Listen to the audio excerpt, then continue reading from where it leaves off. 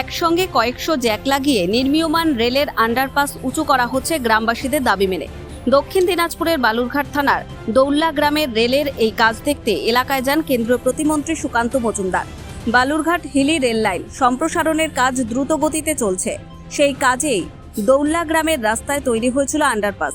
গ্রামবাসীদের অভিযোগ ছিল আন্ডারপাস রাস্তার থেকে নিচু হওয়ায় বর্ষাকালে জল জমবে রাস্তায়, যাতায়াতে সমস্যা হতে পারে গ্রামবাসীদের।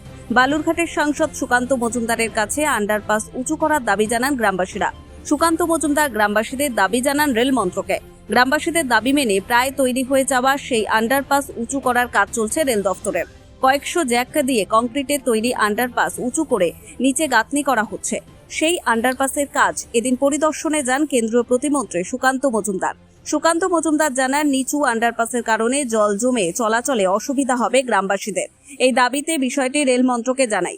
রেল মন্ত্রক গ্রামবাসীদের আবেদনের সাড়া দিয়ে আন্ডারপাস উঁচু করছে। এ কারণে তিনি রেল মন্ত্রক তথা রেলমন্ত্রীকে ধন্যবাদ জানান। পাশাপাশি যাতে বালুরঘাট হিলি রেল সম্প্রসারণের কাজ দ্রুত সম্পন্ন হয়, সে কারণে তিনি কাজের অগ্রগতি দেখতে এলাকায় আসেন। এসেছিলেন ঠিক কি বিষয়ে গ্রামবাসীদের কি দাবি? একটি রেলের আন্ডারগ্রাউন্ড ব্রিজ আর কি, সেটা তৈরি হচ্ছিল।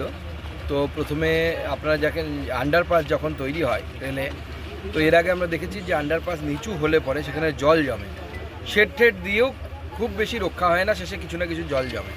তো সেই অভিযোগ গ্রামবাসীদের তরফ থেকে আমার কাছে পৌঁছেছিল আমাদের পার্টির মাধ্যমে। আমি মাননীয় রেলমন্ত্রীকে চিঠি লিখেছিলাম যে এইভাবে নিচু আন্ডারপাস করা যাবে না। তো মাননীয় রেলমন্ত্রী সেটা উনি অ্যাপ্রুভ করেছিলেন এবং বর্তমানে ব্রিজটিকে আবার উঁচু করে, যেহেতু এটা বক্স ব্রিজ, এটাকে উঁচু করে তৈরি করা হচ্ছে এবং যার ফলে রাস্তার যে লেভেল তার লেভেল থেকে একটু উঁচু এই আন্ডারপাসটা থাকবে। তার ফলে জল আশেপাশে জমলে পরেও এই ব্রিজের মধ্যে বা আন্ডারপাসের মধ্যে জল জমবে না।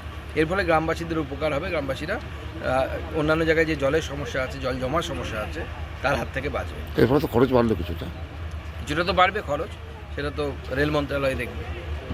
এক কথা গ্রামবাসীদের সুবিধা হবে, এক কথায় গ্রামবাসীদের সুবিধা হবে। আমরা গ্রামবাসীদের সুবিধাকেই সর্বাগ্রে রাখছি এবং গ্রামবাসীদেরকে অনুরোধ করব, যেহেতু সমস্যার সমাধান হয়ে গেছে, রেলের ইঞ্জিনিয়ার এবং যারা ওয়ার্কার আছে তাদেরকে সহযোগিতা করার জন্য, যাতে এই কাজ দ্রুত হয়ে যায়। আমার খুব বড় স্বপ্ন জীবনের যে হিলি থেকে আবার ট্রেন চলবে, কারণ স্বাধীনতার আগে হিলি থেকে ট্রেন চলতো এক সময়।